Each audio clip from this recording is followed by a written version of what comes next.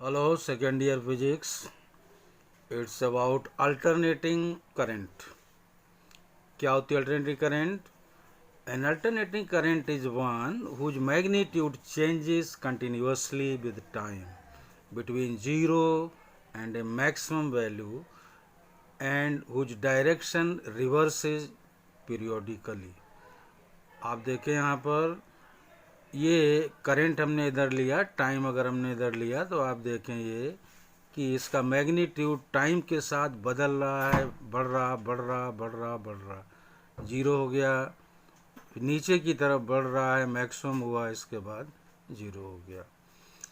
Mathematically इसका जो equation है अल्टरनेटिंग करंट का, I is equal to I zero sine omega T, जहाँ पर आई है instantaneous value of current, I zero है मैक्सिमम और पीक वैल्यू ऑफ करंट, और इसी को आई जीरो को हम कहते हैं current amplitude. Omega is the angular frequency of AC where omega is 2 pi upon T, T is the time period. Cycle किसे कहते हैं? Complete set of variations of current in one time period. यहाँ से लेकर यहाँ तक ये पूरा एक टाइम पीरियड है, तो ये जो सेट ऑफ वेरिएशंस हैं इसी कहते हैं one cycle. Now alternating EMF ठीक उसी तरीके से द ईएमएफ और voltage whose magnitude changes continuously with time between 0 and a maximum value and whose direction reverses periodically is known as alternating EMF or voltage. Mathematically E is equal to E0 sin omega t.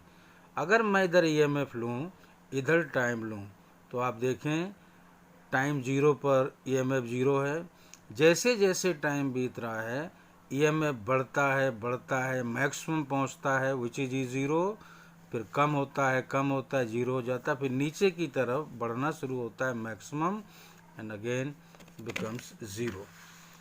तो E zero is the maximum value of EMF and E is the instantaneous value of EMF। तो ये रहे आपके alternating EMF और alternating current यानी AC। Amplitude I zero, the maximum value of current in either direction is called peak value or amplitude of the current I0। एक तरफ जो maximum value है उसे हम कहते हैं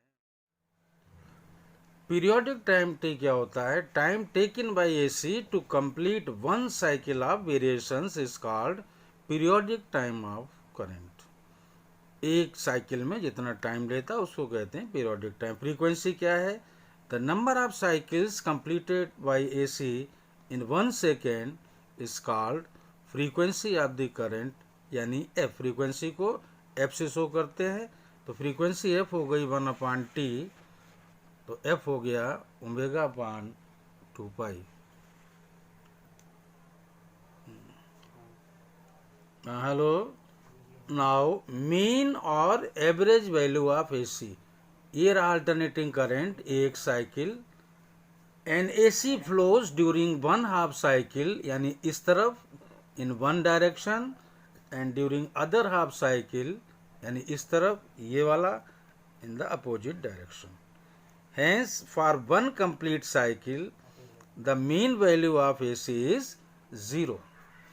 this is why there is no deflection in a moving coil galvanometer when AC passes through it.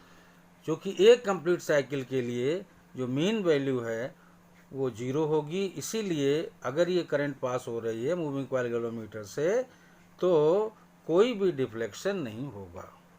लेकिन अगर हम हाफ साइकिल के लिए मीन वैल्यू निकालें, now mean value of AC over half cycle, तो I mean is equal to I D T upon D T, और ये 0 to T/2 का मतलब हुआ आधे टाइम पीरियड के लिए यानी अपर हाफ साइकिल के लिए। तो 0 T/2 आई की वैल्यू रखी, I0 sine omega T D T upon 0 T/2 D T. I0 बाहर लिया, integration of sine omega T D T upon integration of D T. तो I zero sine omega T का integration होता है minus cos omega T upon omega, limits लिख दी 0 to T by two from here. उसी तरह time का integration T हुआ डी टी का टी, लिमिट्स हैं 0 टी बाई टू, तो माइनस आई ओमेगा बाहर लिया, minus I zero upon omega cause omega T, वही लिमिट्स हैं T by to minus zero. तो माइनस आई जीरो ओमेगा और टी बाई टू को हम लिख सकते हैं पाई बाई ओमेगा। अब मैंने अपर लिमिट की वैल्यू लिखी, वो टी की जगह टी बाई टू लिखिए, तो cos omega T by to minus cos और जीरो, टी की जगह जीरो तो कॉज जीरो, तो ये कट पिट गया, minus I zero upon pi cos pi minus cos zero. Cos pi होता है -1 minus cos zero is one, तो -1 is -2, so this is 2i0 upon पाई।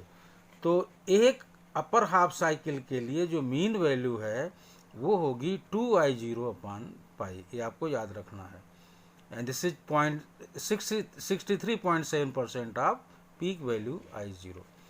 दस mean value of AC for half cycle यानी time 0 t by two is 2i0 upon pi, आपने prove किया अभी। उसी तरीके से mean value of AC for lower half cycle यानी t by two to t by capital T is -2i0 upon pi. Therefore mean value of AC for full cycle is, दोनों को जोड़ दें, 2i0 upon pi -2i0 upon pi which is 0। इसीलिए एक cycle के लिए mean value हमेशा 0 होती है।